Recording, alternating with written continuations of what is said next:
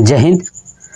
मैं class 9th का science पढ़ा रहा था और साइंस में भी बायोलॉजी का पहला चैप्टर जीवन की मौलिक इकाई, जिसके अंतर्गत मैंने कोशिकांग का माइटोकॉन्ड्रिया, राइबोसोम और सेंट्रोसोम के बारे में ऑलरेडी कंप्लीट करा चुका हूँ। आज हम लोग पढ़ने वाले हैं ER यानी अंतःप्रद्वी जालिका, जिसे इंग्लिश में बोलते हैं इंडोप्लाज्मिक रेटिकुलम। तो आज इंडोप्लाज्मिक रेटिकुलम के बारे में पूरा डिटेल्स के साथ आपको बताऊंगा। अगर आपको अच्छा लगता है तो कमेंट करिएगा, लाइक करिएगा और दोस्तों को शेयर करिए ताकि दोस्त भी अच्छे से पढ़े, अपना प्रिपरेशन बहुत ही बेहतरीन तरीके से कर सके। तो चलिए जानते हैं इंडोप्लाज्मिक रेटिकुलम यानी अंतःप्रद्वी जालिका के बारे में। तो देखिएगा, ध्यान से समझिएगा। देखिए, यह जो है ना कोशिका द्रव्य में जाल की तरह फैली हुई है। कौन?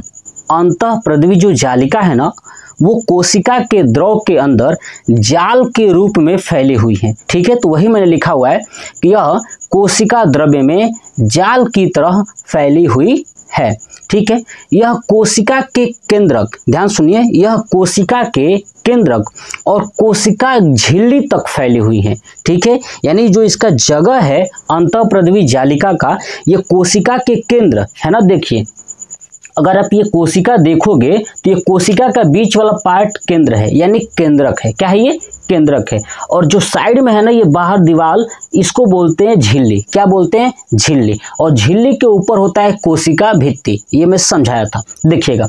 तो ये केंद्रक और ये कोशिका झिल्ली के बीच में ये जो जालीनुमा संरचना आपको दिखाई दे रही है ना, यही है अंतःप्रद्वी जालिका यानी इंडोप्लाज्मिक रेटिकुलम। तो जो ये जालीनुमा संरचना आपको दिखाई दे रही है, ये जाल की तरफ फैली हुई है, यही क्या है? अंतःप्रद्वी जालिका। समझ में आ गया? अब देखिए, तो कहाँ से कहाँ तक है आप याद रखिएगा कि यह जो है कि केंद्रक से लेकर के, है ना, कोशिका के केंद्रक से लेकर के कहाँ तक? कोशिका झिल्ली तक जालीनुमा संरचना के आकार की फैली हुई जो संरचना है वो क्या है? अंतःप्रद्वी जालिका। ठीक है, और अंतःप्रद्वी जालिका जो है कि जहाँ फैली हुई है, इसमें भरा गया है ना, इस वाले पार्ट में क्या भरा गया है? तो द्रव भरा गया है। क्या है ये पूरा द्रव है, जिस द्रव को बोलते हैं आपका कोशिका द्रव्य। क्या बोलते हैं? कोशिका द्रव्य। ठीक है, इस कोशिका द्रव्य के अंदर ये जालीनुमा संरचना क्या हुई है? फैली हुई है। ठीक है, सबसे पहले इसके बारे में एक वैज्ञानिक थे जिनका नाम था पोर्टर। क्या नाम था? पोर्टर।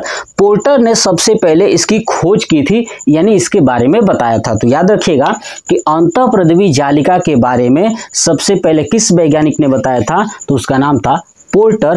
पोर्टर ने इसको अच्छे से खोजा और इसके बारे में स्टडी किया और उन्होंने ही बताया था कि यह केंद्रक और कोशिका झिल्ली तक फैली हुई जो संरचना है, जालीनुमा संरचना, वो है अंतःप्रद्वी जालिका यानी इंडोप्लाज्मिक रेटिकुलम। समझ में आ गया? अब देखिए, अब आप देखिए इसकी जो बनावट है, इसकी संरचना है, इस संरचना के अंदर है ना, उस जालीनुमा संरचना के अंदर राइबोसोम हुआ करते। क्या होते थे? राइबोसोम। कुछ में राइबोसोम पाए गए, कुछ में राइबोसोम पाए ही नहीं गए। ठीक है, और राइबोसोम के बारे में मैं पीछे बता चुका था कि आखिर में राइबोसोम क्या होता है। बात समझ में आ गया? सुनिएगा। तो जब उन्होंने देखा, अध्ययन किया, तो देखा कि यार कहीं राइबोसोम है, कहीं राइबोसोम नहीं है। तो उन्होंने इसके बेस पे इसे दो भागों में बांट दिया। एक को बोला रफ ER यानी रफ इंडोप्लाज्मिक रेटिकुलम, और हिंदी में खुरदरी अंतःप्रद्वी जालिका, और दूसरे का नाम रख दिया इन्होंने स्मूथ यानी चिकनी, है ना, अंतःप्रद्वी जालिका यानी स्मूथ इंडोप्लाज्मिक रेटिकुलम। यानी इन्होंने नाम दे दिया कि भैया इसमें राइबोसोम है तो उसको रफ कह दिया, और जिसमें राइबोसोम नहीं था उसको चिकना कह दिया यानी स्मूथ कह दिया। तो अब ये दो पार्टों में बट जाते हैं, है ना, इसे दो भागों में बांटा गया है। कौन सा? रफ ER यानी खुरदरी अंतःप्रद्वी जालिका, और दूसरा स्मूथ ER यानी चिकनी अंतःप्रद्वी जालिका। अब समझिए कि रफ ER कहाँ होता है। तो देखिए, इसका नाम में है रफ, आपने देखा ना, जब हम लोग होमवर्क करते हैं या स्कूल में कोई भी चीज़ लिखवाया जाता है तो हम लोग कहाँ लिखते हैं, रफ पे लिखते हैं। तो रफ का मतलब क्या होता है, जिसका कोई भी सुंदरता से मतलब नहीं होता है, मतलब बेचारा सबसे बेकार होता है, वो होता है रफ। क्या होता है, रफ, है ना। कोई सतह है अगर खराब हो जाती है तो बोलते नहीं ये रफ हो चुका है, खराब हो चुका है, यानी ऐसा जगह ये रफ क्यों नाम दिया गया है, क्योंकि इसमें क्या पाया जाता था, राइबोसोम पाया जाता था, तो उन्होंने इसको नाम दे दिया रफ। ठीक है, देखिए भले ही ये खराब है लेकिन सबसे अच्छा है। क्यों, क्योंकि यह हमारे कोशिकाओं को यही प्रोटीन प्रदान करता है भैया, यही प्रोटीन बना के देता है। ठीक है, और ये जो रफ है ना, वो जो कोशिका है, कोशिका का जो केंद्रक है, देखिए जो केंद्रक है इसके समीप ये पास वाला जो जगह है ना, इस पास वाले जगह में यही पाया जाता है, कौन, रफ ER। ठीक है, तो याद रखिएगा कि जो खुरदरी अंतःप्रद्रवी जालिका है वो कोशिका के केंद्रक के समीप पाई जाती है, और जब कोशिका के केंद्रक के समीप होती है ना तो बेचारी अस्थाई होती है, भाग नहीं पाती है। तो याद रखिएगा कि कोशिका के समीप पाई जाती है ना, कोशिका के केंद्रक के समीप पाई जाती है, और यह अस्थाई होती है। क्या होती है, अस्थाई होती है, और इसके अंदर राइबोसोम उपस्थित होता है जो प्रोटीन का निर्माण करता है। किसका करता है, प्रोटीन का निर्माण करता है, यानी प्रोटीन का संश्लेषण करता है। समझ में आ गया कॉन्सेप्ट। ठीक है, तो ये आपको याद रखना है रफ ER के बारे में। तो रफ ER कहाँ पाया जाता है, तो कोशिका के केंद्रक के समीप। अब बेचारा ये केंद्रक के पास होता है, इसीलिए प्रोटीन का निर्माण करता है। और जो केंद्रक से दूर होता है ना, यानी कोशिका झिल्ली के जो पास होते हैं ना, यहाँ पे जो किनारे पे होते हैं वो होती है स्मूथ ER, यानी चिकनी अंतःप्रद्रवी जालिका। ठीक है, अब देखिए चिकनी अंतःप्रद्रवी जालिका इसका नाम क्यों है, क्योंकि इसके अंदर राइबोसोम नहीं होता है, और राइबोसोम होता ही नहीं है तो ये प्रोटीन नहीं बनाती है। तो फिर ये क्या काम करती है, तो इसका काम क्या है कि जो ग्लाइकोजन है, क्या है, ग्लाइकोजन और वसा। ठीक है, ध्यान सुनिए, जो इसका काम क्या है कि ग्लाइकोजन और वसा को ये संग्रह करता है, अपने अंदर स्टोर करके रखता है। तो बस आपको क्या बातें याद रखनी है कि रफ ER में कि यह कोशिका के केंद्रक के समीप पाया जाता है।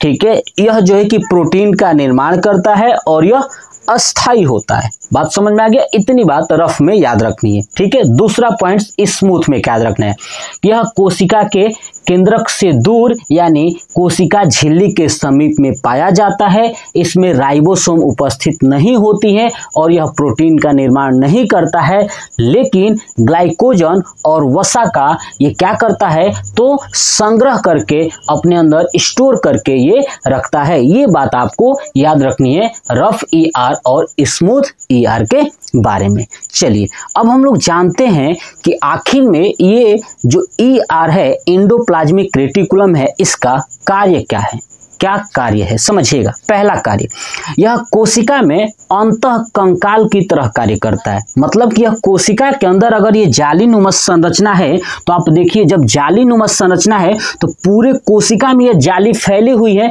तो कोशिका को क्या बनाती है, लचीला बना देती है। क्या बना देती है, लचीला बना देती है। मतलब कि यह अंतः कंकाल की तरह कार्य करती है, और जब अंतः कंकाल की तरह कार्य करेगा तो इसका मतलब यह कोशिका को लचीला बना देता है, यानी प्रत्यास्थ बना देता है ना, इलास्टिसिटी बना देती है। ये पॉइंट्स आपको दो याद रखना है। समझ में आ गया। जैसे हमारे शरीर के अंदर जो हड्डियां हैं हमें क्या करती हैं, हमें मजबूती प्रदान करती है कि ताकि हमारा हैंड, कोई भी शरीर का पार्ट दूर न चला जाए, हड्डियों से चिपका हुआ है, एक हड्डी दूसरे हड्डी से जुड़ी हुई है। ऐसे ही ये भी काम करते हैं जाली की तरह, जो है कि शरीर में फैला हुआ है, कोशिकाओं के शरीर में, है ना। कोशिका के अंदर जालीनुमा संरचना फैली हुई है, जिसके कारण यह कंकाल की तरह कार्य करता है कोशिका का, और यह कोशिका को लचीला बनाता है। तो आपसे प्रश्न यहीं पे पूछा जाएगा कि बताइए कोशिका का कौन सा ऐसा कोशिकांग है जो अंतः कंकाल की तरह कार्य करता है। तो याद रखिएगा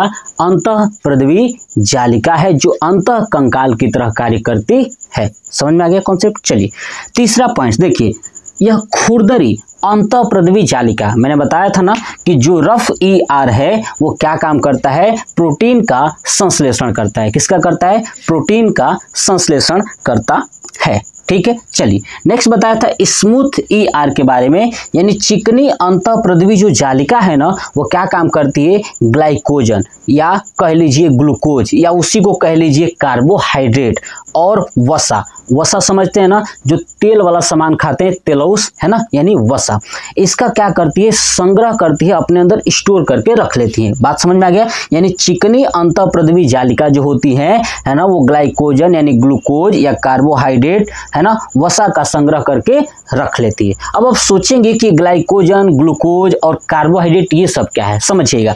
जो हम खाना खाते हैं ना वो होता है कार्बोहाइड्रेट। क्या होता है, ध्यान सुनिए, जो बाहर से हम खाना खाते हैं, जो भी चीज़, चावल खाइए, रोटी खाइए, दाल खाइए, ठीक है, दाल में प्रोटीन होता है, ठीक है, जो कार्बोहाइड्रेट वाली जो भी चीज़ है जब आप खाते हो तो वो होती है कार्बोहाइड्रेट। क्या होती है, कार्बोहाइड्रेट। और कार्बोहाइड्रेट हमारे शरीर को ज़्यादा समय तक ऊर्जा प्रदान करती है, यही कार्बोहाइड्रेट, इसलिए हम लोग रोटी चावल वगैरह खाते हैं। तो ये जो कार्बोहाइड्रेट है ना, ये हम लोग खाते हैं। अब यही कार्बोहाइड्रेट, जब इस कार्बोहाइड्रेट में ऑक्सीजन का रिएक्शन होता है, किसका, ऑक्सीजन का रिएक्शन होता है, तो ये बन जाता है ग्लूकोज में। किस में बन जाता है, ग्लूकोज में। ध्यान सुनिए, ठीक है। जब ये यही कार्बोहाइड्रेट क्या होता है, कार्बोहाइड्रेट जब अंदर जाता है तो जब ये टूटता है, टूटने के साथ क्या बन जाता है, ग्लूकोज। और जब ये ग्लूकोज टूटता है ना तो बन जाता है ग्लाइकोजन। क्या बन जाता है, ग्लाइकोजन। बस आपको इतनी सी बात याद रखनी है, कोई दिक्कत नहीं होगा, ठीक है। कि जब यार कार्बोहाइड्रेट जब टूटता है, ध्यान सुनिए, कार्बोहाइड्रेट टूटता है, कैसे टूटता है, मैंने बताया अभी, ऑक्सीजन के रूप में, है ना। ऑक्सीजन जब रिएक्शन करता है ये टूट जाता है। तो कार्बोहाइड्रेट जब टूटता है वो ग्लूकोज के रूप में, और जब ग्लूकोज टूटता है तो वो ग्लाइकोजन के रूप में, और यही ग्लाइकोजन अंतिम रूप से होती है और ये हमारे शरीर के अंदर स्टोर हो जाती है। तो जो कोशिका है ना, कोशिका अपने अंदर जो ग्लाइकोजन स्टोर करके रखती है, तो कौन स्टोर करके रखता है, अंतःप्रद्रवी जालिका में भी स्मूथ ER यानी चिकनी अंतःप्रद्रवी जालिका। तो यानी ये था अंतःप्रद्रवी जालिका, एंडोप्लाज्मिक रेटिकुलम। आप इसका स्क्रीनशॉट ले लीजिए, ये पूरा कंप्लीट हो गया। आप मुझे कमेंट बॉक्स में बताइएगा कमेंट करके कि आपको ये वीडियो कैसा लगा। जय हिंद।